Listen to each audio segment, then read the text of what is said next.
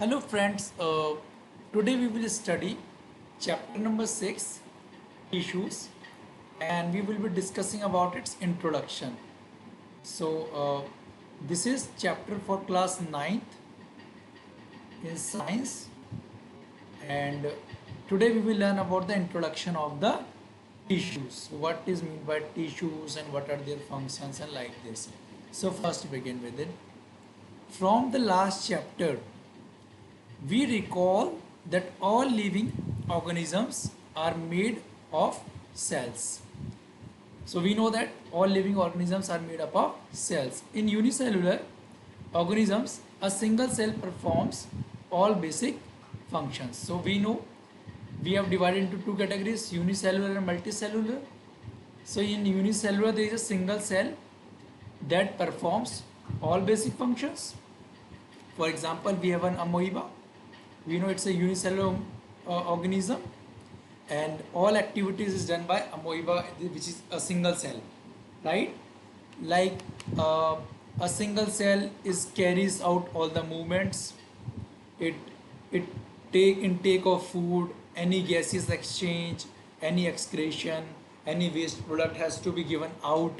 It has to be done by the single cell only. So in amoeba, which is a single cellular organism, all the movement, all the intake of food, all the gases exchange and excretion is done by single cell. But in multicellular organisms like we human beings, there are millions of cells. We know there are millions of cells. So human beings are made up of millions and millions of cells. So let's see further. Most of these cells are specialized to carry out specific functions, right?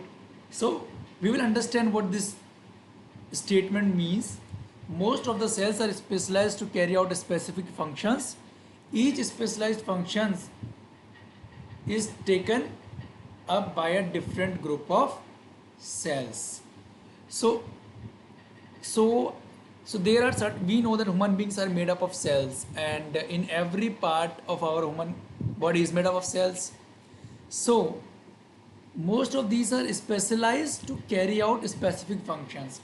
So different parts of the body or different cells, they have got certain specialized functions. They have got certain specialized functions by a different group of cells, right? And if we will go further, we will know that group of cells is called tissues and those tissues have different functions to perform. This will become more clear as we move further. These cells carry out only a particular function. They do it very efficiently. So different group of cells perform different functions, or we can say particular functions. Like nerve cells has got different functions to perform.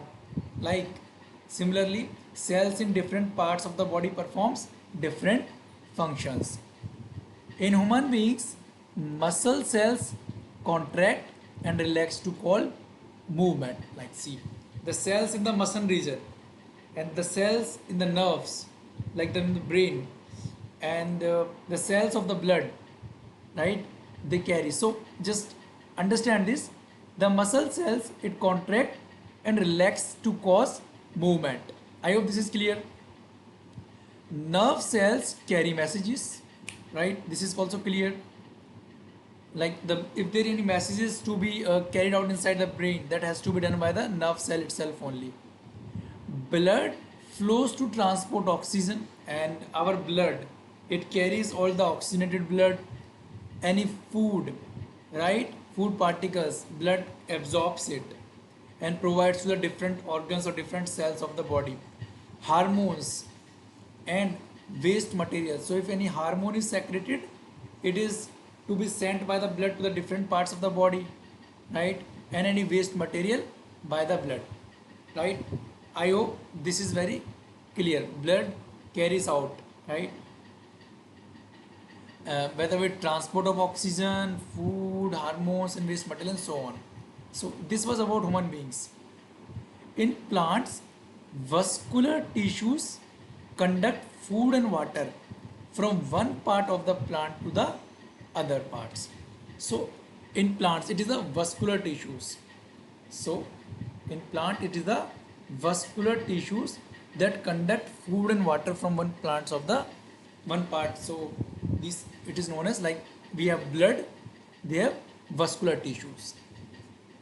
So mark this, this is a vascular tissue. So multicellular organisms show division of labor.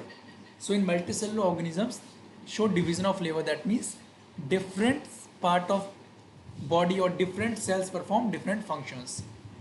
Cells specializing in one function are often grouped together in the body. So those cells that perform any specializing functions, they are often grouped together in the bodies. Like if, like muscle cells are different, nerve cells are different, and the blood cells are different, and they have different functions to perform, and they have made grouping. This means that a particular function is carried out by a cluster. A particular function is carried out by a cluster, right? Cluster, that means a group of cells. The group of cells perform a particular functions, and these group of cells at a definite place in the body, and this cluster of cells called tissue. These cluster of cells are called tissue, which is arranged and designed so as to give the highest possible efficiency of function. Highest possible efficiency of function, like they perform at their highest possible way. I hope this makes sense, right? So we understand what is tissue. A group of cells performing a particular function in a definite place in the body are called tissue, and they perform with the highest possible efficiency of function, right? Like muscle cells will perform right kind of muscle functions, right? Nerve cells will perform highest efficiency of nerve function, right, to carry out messages. Blood, phylum, and muscles are all example of tissues. Like blood, phylum, muscles are example of tissues, like blood cells, muscle cells, and phylum. So phylum tissue, it is used in plants. They have their own, they are also related for the transport, right? So a group of cells that are similar in nature or work together to achieve a particular function forms a tissue, right? That are similar in nature. If you look at their appearance, they look similar and they perform a similar function to achieve to a particular function forms a tissue. They form part of tissue. They are called tissue. I hope this is clear. Now, so we have read this introduction about this. So what is meant by tissue? What happens in unicellular like amoeba and human beings, and vascular tissues perform what functions, and blood is responsible for the hormones and all kind of things. So I hope you understand this thing, right? So next we move to, are plants and animals made up of same types of tissues? Are plants and animals are made up of same types of tissues? Let's see this. So I hope you understood the first introduction. So plants and animals, that we understand there are different types of tissues. Let us compare their structure and functions. Do plants and animals have the same structure? Do they both perform similar functions? So you must have studied about the animal cell and plant cell, right? Animal cell and plant cell in the previous chapter, and they have different functions to perform, isn't it? So there are noticeable differences between the two. Plants are stationary or fixed, so they have different functions to perform. They don't move. Since they have to be upright, at their place, they have to be standing, they have a large quantity of supportive tissue, right? Based on the type of like plants have got different structures and different functions to perform. Animals have different structure and different functions to perform, right? So they have different kind of tissues. So they have supportive tissues. The supportive tissues generally has dead cells. They have dead cells. So out of dead generally have dead cells. So dead cells, dead cell, they make a supportive tissue. Right. But on the other hand, remember this is our introduction is going on, right? What we will study in this chapter, it will become in the upcoming session or lectures. We will stop this after we are done with the introduction, right? So animals on the other hand move around in search of food, mates and shelter. Like plants are stationary, they don't move, but animals, they move. They need food, they need partner, they need shelter. They consume more energy as compared to plants. Most of this tissue they contain are living, right? So obviously they are living beings, right? Their movement, they need food and all such things, shelter. So they need more energy. So most of the tissues they contain, they are living. They are living. They are not dead cells or dead tissues. This is the first difference. Like they are fixed, but they are making movement. Another difference between animals and plant cells is the pattern of growth. What is the pattern of growth? So there is a pattern of growth in the animals and plants. The growth in plants is limited to certain regions, right? While this is not so in animals, not so in animals. So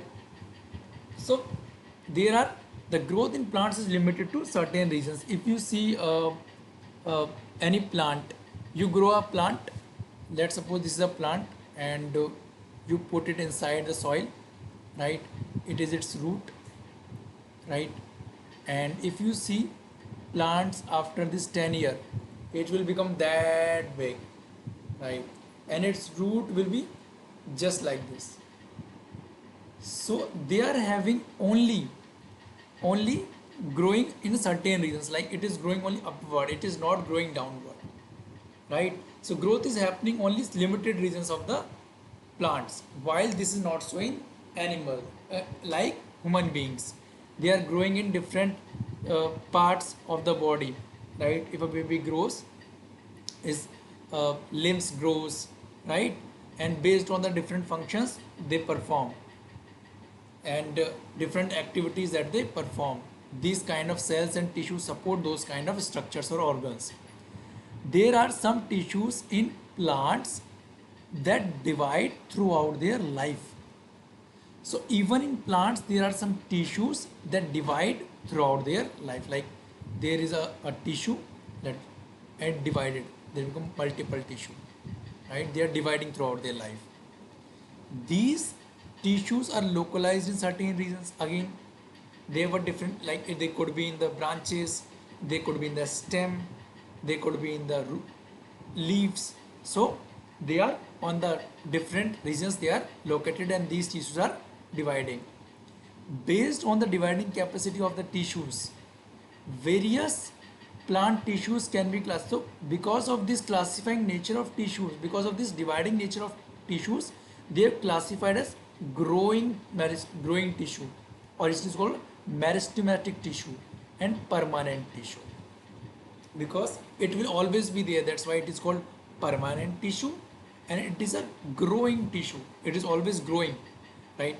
One part of the other. That's why you have seen there certain plants or certain trees that keeps on increasing, right? Because of this their dividing capacity, so they are called growing tissues, right? Because they are growing and they are permanent tissues. Cell growth in animals is more uniform. Cell growth in animals is more uniform. So in the growth of the cells is more uniform as compared to the non-uniformity is seen in the plant cell. Like, so there is no much demarcation of dividing non-dividing of non-dividing regions in animal cells. Like in plants we have divided it into dividing region and non-dividing region. Like this is the area where tissue divides, right? And this is the area where tissue don't divide. But in animal cells there is only there is no such demarcation of dividing and non-dividing regions in animals, like uh, because every kind of different roles to play, different functions to play, living beings and performing various functions, so they don't need to do any kind of demarcation, like which is a dividing and non-dividing, because they are making movements and doing all the activities. So based on that, whatever kind of a division it needed, they are going on accordingly, right? Next, and without any particular, without any uh, if you see any human beings, you find it like people living in Asian, they have their own heights as compared to people living in European nations. So their tissues perform a similar kind of functions based on the geographical conditions or based on the kind of environment that they receive. So we haven't done any kind of demarcation in the animals, and in animals, like which is a dividing and non-dividing regions in animals, like, but in plants this is the where the tissues keeps on dividing. And in case of plants, they have divided into two categories: it is a dividing region and it is a non-dividing region. I hope this makes clear. And like if you see examples of different plants, as I have already taken, they keeps on growing upward, like there you can say that they have a more dividing tissues there as compared to the roots. They are comparatively non-dividing region. So this makes it particular clear, but in animals we haven't done this kind of a particular thing, like demarcation of dividing and non-dividing regions, right? uh, so it it is done, it is done. We have only divided animals on the basis because they perform certain kind of functions, like muscular cells have they have different functions to perform, like contraction and relaxation. Nerve cells have got different functions to perform, like to carry out the messages, while we have got our and different organs of our body also performs different kind of functions that they need to that they need to do. And sometimes when these kind of tissues or the organs that made out of it, when they got they started to secrete hormones, when the balance in the body get that gets unbalanced, they secrete these kind of hormones, and that could also affect human beings in a bad manner. For example, you have seen like we have got thyroid because of too much we get affected by the thyroid as well because of the lack of iodine. And rickets, discovery, night blindness, and very based on the different kind of deficiency of the vitamins and minerals inside the human body. So we haven't done that kind of demarcation. The structural organization of organs and organ system is far more specialized and localized in complex animals than in very complex plants. So we have a specialized system. See here, organization of organs and organ system is far more specialized. So in human beings or in animals, we have got organs and organ systems. They are more specialized. Like different organs perform different functions in a very functional manner, in a very specialized manner as compared to the plants. The fundamental difference reflects the different modes of life pursued by these two major groups of organisms, particularly in their different feeding methods. So the fundamental difference that we are talking about here is the modes of life pursued by these two major group of organisms, particularly in their different feeding methods, right? So how they feed, that is one of the interesting thing, like there's a fundamental difference. If the plants have got a different way of preparing food and getting their nourishment, like human beings, we need as we all know that human beings need oxygen to survive, right? While the plants, most of the plants need carbon dioxide to survive, right? We get our different methods of sustenance, like how do we get food and all things, but plants need sunlight and water to make their foods. I hope they have different feeding methods, and how the different parts of the plants take the food from one part to the other part. And while in human beings, we are more specialized, we are more uh, doing functions in a particular manner, and they are doing in the highest possible manner. their tissues. It's a very advanced system in the human beings that perform these kind of functions. Also, they are differently adapted for sedentary existence on one hand, plants, and active locomotion on the other hand. So you see, contributing to the difference in organ system design. So we have different organ system based on the kind of functions we do. Like uh, we all know, like because of the survival, you can say, and because of the how the complex structure of human being is there, so we have different organs, and that kind of perform different kind of functions. Like they have sedentary existence, like their existence is limited in the sense they are fixed, they don't move, they don't do any kind of activity as human beings do. Rather, in human beings there is a locomotion, like they are moving, and that's why we have different design, right? So it is with reference to this complex animal and plant bodies. So I hope you understand this thing what we talked about over here. Uh, why we have different organ system design based on the kind of functions we perform. It is with reference to this complex animal and plant bodies. We have complex animal and plant bodies that we will now talk about the concept of tissues in some detail. So this we are going to study in this chapter in a more detail. So this is about the introduction of this chapter. I hope you understood what this tissue chapter will be about, and we will be discussing more detail in our upcoming videos. This is our first video for the tissues. I hope you understood this. Thank you so much. I hope you always remain happy and